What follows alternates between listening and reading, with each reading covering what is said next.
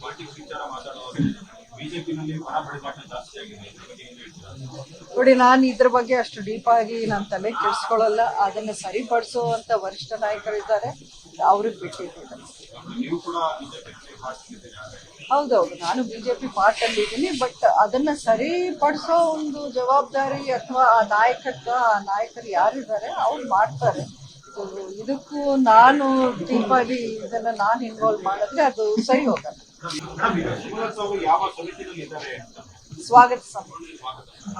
ಸಾಕಷ್ಟು ಸಭೆಗಳು ನಡೀತು, ಆದ್ರೆ ಇವತ್ತು ಫಸ್ಟ್ ಹಾಜರಾಗಿತ್ತು, ಹೇಗಿತ್ತು? ಇಲ್ಲ, ಫಸ್ಟ್ ಒಂದು ಸಭೆ ನಡೀತು, ಇದು ಎರಡನೇದು.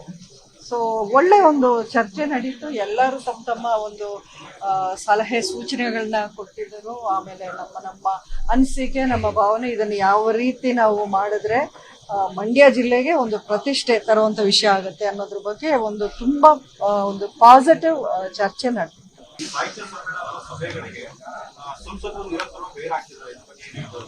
ನೀವು ಅವ್ರನ್ನೇ ಕೇಳಬೇಕು, ನನ್ನನ್ನು ಕೇಳಿದ್ರೆ. ಹೌದು, ನನಗೆ ಕರೆದಿರೋ ಕಡೆಗೆ ನಾನು ಹೋಗ್ತಾ ಇದ್ದೀನಿ. ಬೇರೆಯವ್ರು ಯಾಕೆ ಬಂದ್ರು ಬರ್ಲಿಲ್ಲ ಅನ್ನೋದು ನನಗೆ ಮಾಹಿತಿ ಇಲ್ಲ.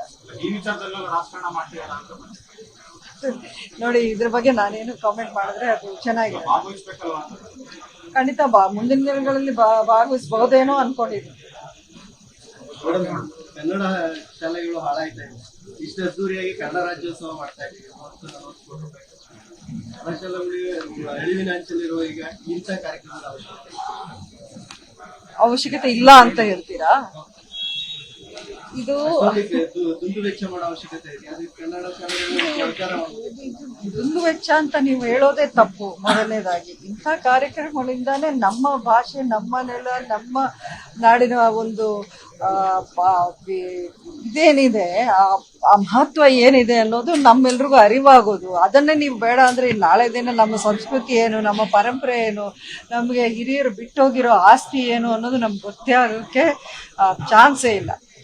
ಇಂಥ ಕಾರ್ಯಕ್ರಮ ನಡೆದಾಗ ಮಾತ್ರನೇ ನಮಗದೆಲ್ಲ ನೆನಪಾಗೋದು. ಖಂಡಿತ ಒಂದಷ್ಟು ಜನಕ್ಕೆ ಅದು ಇನ್ಸ್ಪೈರ್ ಆಗೋದು. ಇದನ್ನ ಖಂಡಿತ ಐ ಡೋಂಟ್ ಥಿಂಕ್ ಆ ಒಂದು ಪದವನ್ನೇ ನೀವು ಬಳಸಬಾರ್ದು. ಅಲ್ಲ, ಈಗ ಕನ್ನಡ ಶಾಲೆ ಇದರಿಂದ ಅಲ್ಲಿಗೆ ಬಳಸಬೇಕಾಗಿರೋ ದುಡ್ಡನ್ನ ಅವನೇನಾದ್ರೂ ಡೈವರ್ಟ್ ಮಾಡಿ ಇದಕ್ಕೆ ಯೂಸ್ ಮಾಡ್ತಿದ್ರೆ ಅದು ತಪ್ಪಾಗ್ಬೋದು.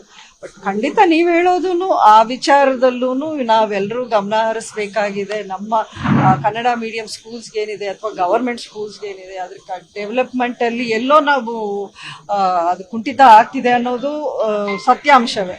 ಅದರ ಕಡೆನೂ ಗಮನ ಹರಿಸ್ಬೇಕು. ಅದನ್ನು ಚೆನ್ನಾಗಿ ನಾವು ಡೆವಲಪ್ ಮಾಡಿ ಮಕ್ಕಳನ್ನ ಕನ್ನಡ ಕಲಿಯೋಕೆ ಒಂದು ಎಂಕರೇಜ್ಮೆಂಟ್ ಅನ್ನೋದು ನಾವು ಮಾಡ್ಕೊಳ್ಬೇಕು.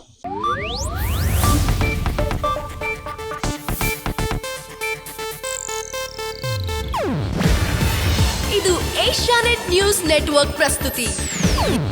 ನೀವು ನೋಡ್ತಿದ್ದೀರಾ ಏಷ್ಯಾನೆಟ್ ಸುವರ್ಣ ನ್ಯೂಸ್.